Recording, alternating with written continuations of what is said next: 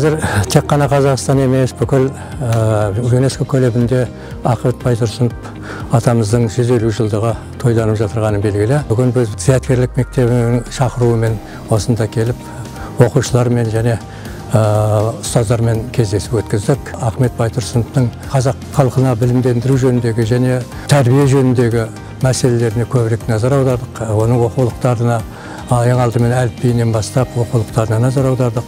Газет, журналдар шығарып, кезінде мақалалар жазып, әртүрлі бағыттағы жазған мақалаларын, яғни айтқанда, біз мүмкіндігінше Ахмет Байтұрсынов жан-жақты қырларын ашуға тырыстық. Біз жастарға болашақ Ахмет Байтұрсыновтың шығармаларын зерттеу бағытында жұмыс істеуіне бағыт-бағдар бердік деп ойлаймын.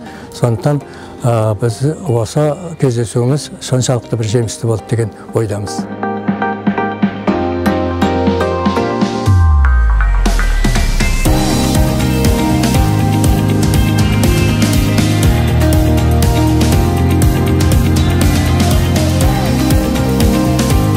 Ахметтану саласы жалпы сонау өзінің көз тірісінде де басталған. Ең алғаш қазаққа ғылым әкелген, қазақтың ағартушылық ісін бастаған, соны және шақырып қана қоймай, қолмен істеп өзі біршама жемісінде көрген адам Ахмет Байтұрсынұлы болды.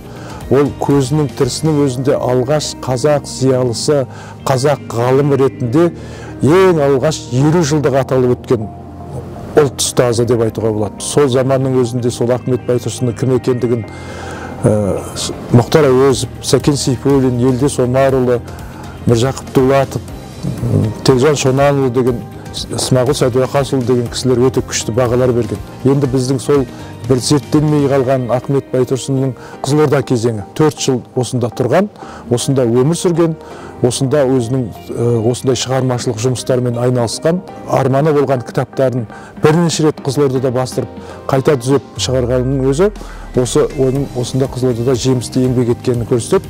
Сондықтан мен оқушыларды, осы мектептің мұғалімдерін, ұстаздарын осы Ахмет Байтұрсынның сол ұмыт қала жаздаған әлде де бір зерттеу қажет деп табатын осы Қызылорда кезеңін зерттеуге шақырамын.